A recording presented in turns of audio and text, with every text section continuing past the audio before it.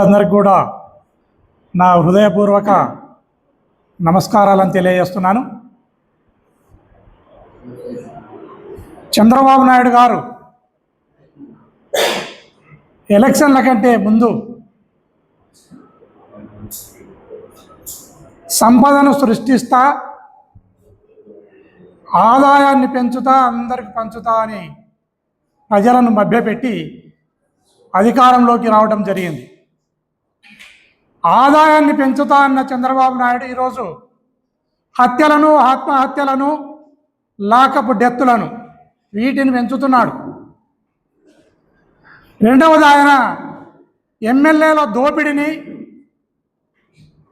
మంది సొమ్ముతో తిని మంత్రుల పొట్టలను, ఆయన పేటీఎం కుక్కల నోర్లను పెంచుతున్నాడు తప్ప ఈ రాష్ట్రంలో ఏ ఒక్కరి ఆదాయం పెరగలేదనేది రాష్ట్ర ప్రజలందరూ గమనిస్తూనే ఉన్నారు.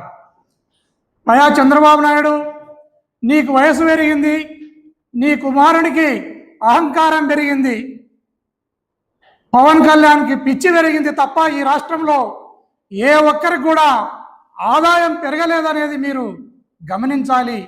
మీరు చెప్పిన మాటను నిలబెట్టుకోవాలని సందర్భంగా తెలియజేస్తున్నాను.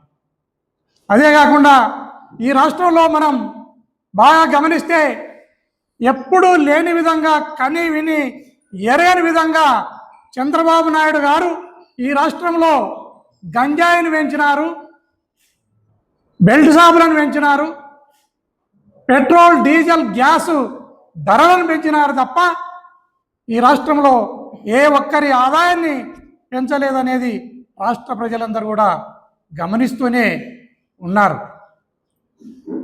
మొన్న మెగా డిఎస్సి జరిగితే మెగా డిఎస్సిలో దగాను పెంచి యావత్తు రాష్ట్రంలో ఉన్న నిరుద్యోగ యువకుల గుండెపోటును పెంచినారు తప్ప ఈ రాష్ట్రంలో ఏ ఒక్కరి ఆదాయాన్ని పెంచలేదనేది కూడా రాష్ట్ర ప్రజలందరూ కూడా గమనించాలి.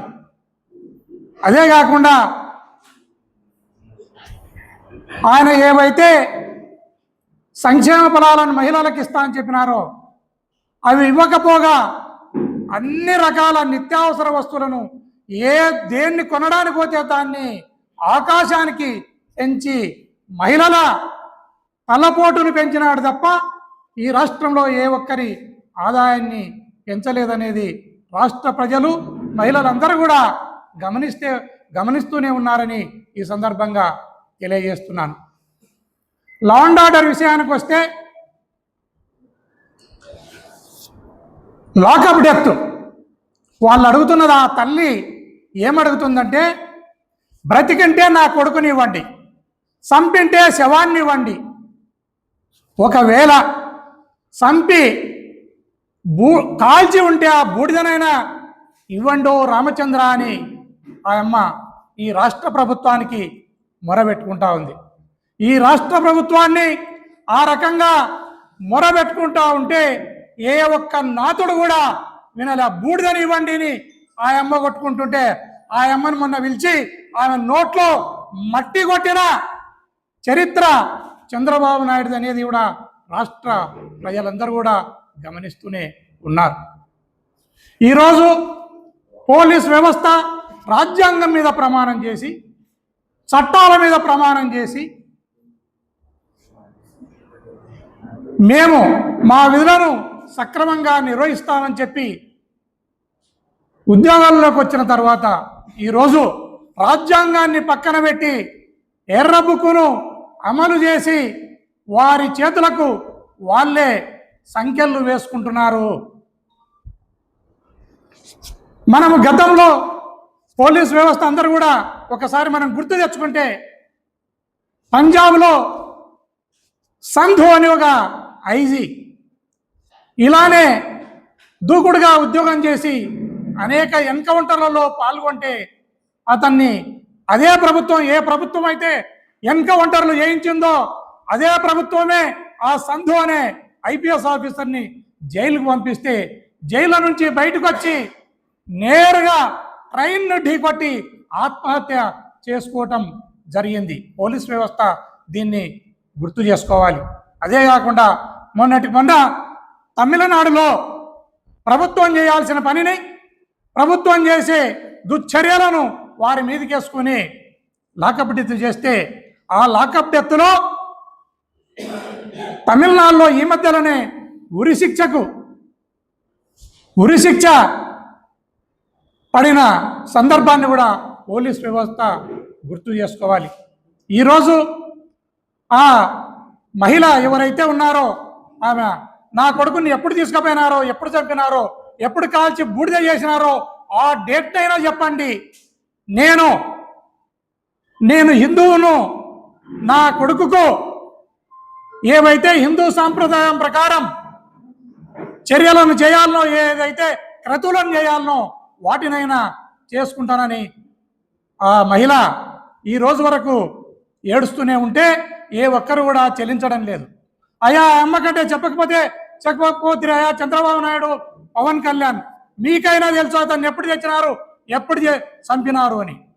హిందూ సమాజంలో హిందూ ఎవరైనా చనిపోతే ఆ క్రతువులు ఏదైతే చేయరో, ఆ చేయనప్పుడు అతను పోవాల్సిన నరకానికో స్వర్గానికో పోకుండా అతని ఆత్మ మధ్యంతరంలో తిరుగుతుంది అనే మాటను అంటుంటారు. కాబట్టి దయచేసి పవన్ కళ్యాణ్, చంద్రబాబు నాయుడు మీరైనా గుండు పట్టించుకుంటే, ఆ పిల్లవాని తరపున డేట్ తెలుసు కాబట్టి మీరిద్దరైనా గుండు పట్టించుకుంటే ఆవు పెంచకం, ఆవు మూత్రాన్ని తెచ్చి నేనైనా మీ మూతి మీద చల్లుతాని సందర్భంగా మీకు తెలియజేస్తున్నాను. ఈరోజు పోలీసు వ్యవస్థను కోర్టు వారు దానికి సంబంధించిన డేటాను పూర్తి స్థాయిలో తీసుకుని వచ్చి కోర్టులో ప్రొడ్యూస్ చేయమని చెప్పింది. దాంట్లో డిస్ట్రాయ్ చేయడం జరిగిందనే అనుమానం వస్తూ ఉంది. ఆ పోలీస్ స్టేషన్లో ఏదైతే డేటా డిస్ట్రాయ్ అయితే అది డీజీ కమాండ్ కంట్రోల్, ఒక ఐజీ, కమ్యూనికేషన్ ఐజీ ఆధ్వర్యంలో అది నిక్షిప్తమై ఉంటుంది. దానైనా తీసుకుని వచ్చి కోర్టుకు పెట్టి మీరు ఏ తప్పు చేయలేదని నిరూపించుకోవాల్సిన బాధ్యత పోలీస్ వ్యవస్థ పైన ఉంది. ఇలాంటి దుశ్చర్యలకు ఈ గవర్నమెంట్ తరఫున ఇలాంటి దుశ్చర్యలకు పాల్పడి ఈరోజు ఆ ఇన్స్పెక్టర్ ఎవరైతే ఉన్నారో అతను భార్యా పిల్లలు ఒకవైపు, అతను ఒకవైపు శంకరగిరి మాన్యాలు పట్టుకుని తిరుగుతున్నాడు. అతన్ని ఏ చంద్రబాబు నాయుడు, ఎవ్వరు కూడా పవన్ కళ్యాణ్, ఇదే లోకేష్ బాబు ఎవ్వరు కూడా కాపాడలేరు. ఇది పోలీస్ వ్యవస్థ గుర్తుపెట్టుకోవాలి. ఆ కాన్సిక్వెన్సెస్ను, ఆ పర్యవసానాన్ని ఆ పోలీసు ఆఫీసరే బాధ్యతను వహించాల్సి ఉంటుంది. రేపు ఆ మర్డర్ కేసు కొట్టేసేంత వరకు ఆ గర్భమైన దరిద్రాన్ని ఆ ఆఫీసరే అనుభవించాల్సిన పరిస్థితి ఉంటుంది. మీకు ఏ పవన్ కళ్యాణ్, లోకేష్ బాబు, చంద్రబాబు నాయుడు ఎవ్వరు కూడా అడ్డం రారు. వారి మైండ్కు ఏదైతే అడ్డపనులు వాళ్ళ మైండ్లోకి వస్తావో ఆ అడ్డపనులను మీ పోలీస్ వ్యవస్థ ద్వారా చేయిస్తారు తప్ప, మీరు ఇబ్బందుల్లో ఉన్నప్పుడు, మీరు ట్రబుల్స్లో ఉన్నప్పుడు మీ భార్యా పిల్లల్ని కానీ మిమ్మల్ని ఆదుకోవడానికి ఏ ఒక్క రాజకీయ నాయకుడు రాడు. మిమ్మల్ని చట్టం మాత్రమే, ఈ రాజ్యాంగం మాత్రమే, మీ విలువలు, మీ ధర్మం మాత్రమే మిమ్మల్ని కాపాడుతుంది.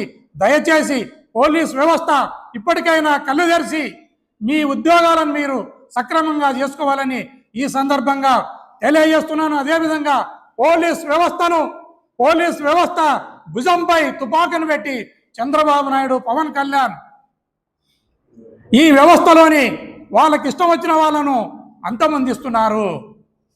వారి చేతిలోని వెపన్ మీరు కావద్దని ఈ పోలీస్ వ్యవస్థకు తెలియజేస్తున్నాను. అదేవిధంగా పోలీస్ వ్యవస్థను ఒక ఆయుధంలాగా మీరు ఉపయోగించుకోవటం అనేది ఎప్పటికి కూడా మంచిది కాదని చంద్రబాబు నాయుడికి, పవన్ కళ్యాణ్కి ఈ సందర్భంగా తెలియజేస్తూ నా ప్రెస్ మీటును ఇంతటితో ముగిస్తున్నాను.